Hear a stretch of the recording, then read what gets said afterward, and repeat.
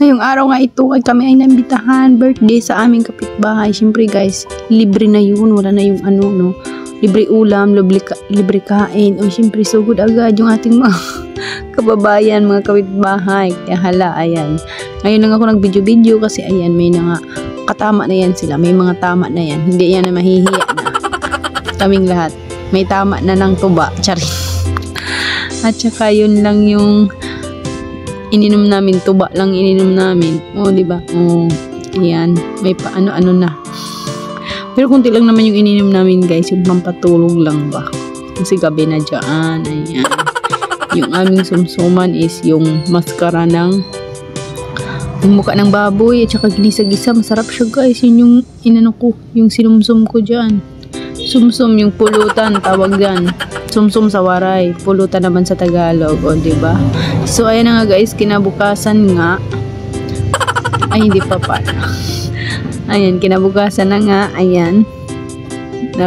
Si Ambit sumama sa pag-deliver ng lumpia wrapper namin at saka pinadaan namin doon sa Bayog at magbili siya ng pwedeng iulam at saka pasayan nga yung nabili niya at saka 2 bangus. Ayan.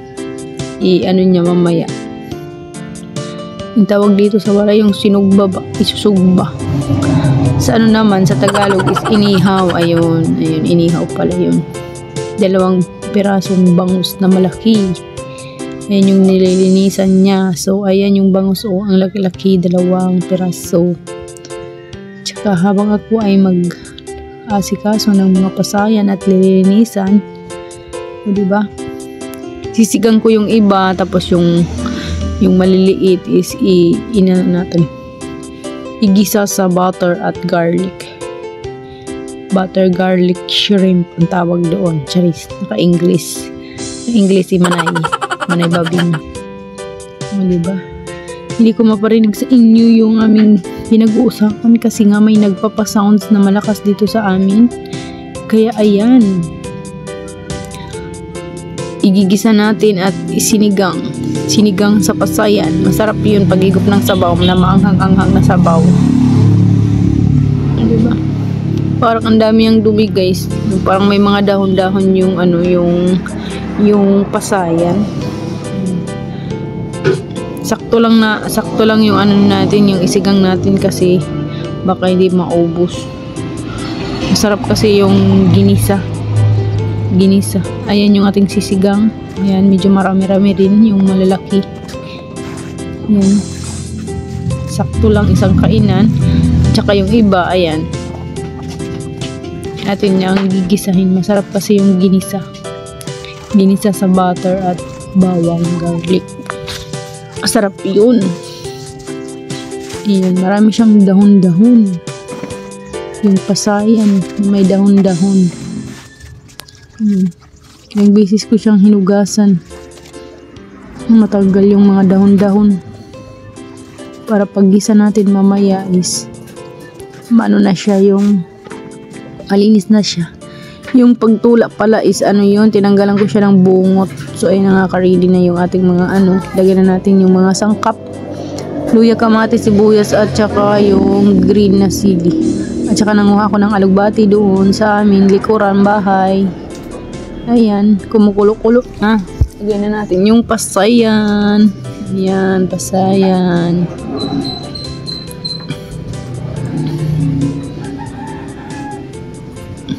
Pagkatapos kumulo ulit is ilagay na natin yung alugbati. Tapos yung kawali natin sa kabila is ayun, naka-ready na siya. Para mamaya pag gisa-gisa na lang. O, diba? Para tuloy-tuloy na yung ating gawa. Yan, nilagyan ko lang siya ng asin. Kunting magic, nilagyan ko rin siya. Kunti lang naman. At saka yung asin. Yan na siya guys. Nilagyan na natin yung alugbati para luto na siya. Ayan. Tapos ayan, pinatay ko na yung apoy dyan. Para hindi masyado maluto yung alugbati. Masarap na siya. Sinigang na hipon. Oh, yan, ganyan lang yung pagluto, 'di ba? Simpleng-simple lang, low carb na low carb. Oh, 'di ba? May gulay, may pasayan ka na. Masarap siya, kaya ready na. At saka ayan na, magisa na ako dito sa kabila. Gigisahin na natin para masarap na yung pasayan na ginisa na may bawang. Ayan, para meron naman tayong i-upload. Kaya ako ang nagluto ngayon kasi kahapon is hindi ako nakapag-upload. Ngayon na lang. Hindi naman ko yung bawang, guys. Ayan na yung bawang. Antayin lang natin na mag ano yung parang crunchy bago ilagay yung ating pasayan. Ayan na yung hipon. Higit pala 2 kilong hipon yan.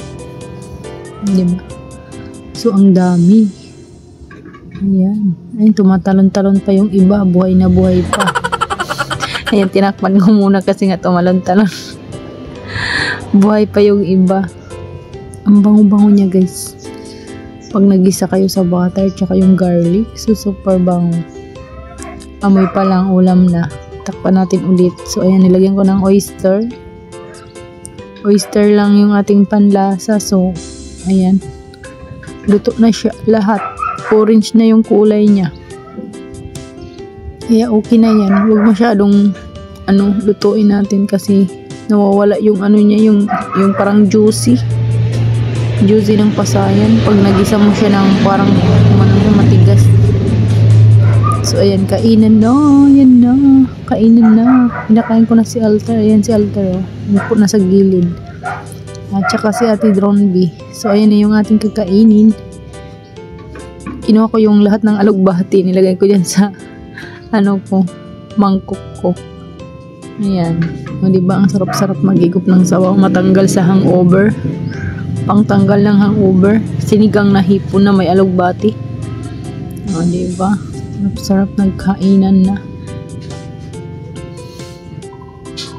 Ayan, hindi na ako naiinggit yan sa kanila pag kumain sila ng kanin kasi ako is nagkukontinto na tayo sa ulam lang yung ating kainin. Ganyan lang yung pag naglulukarb.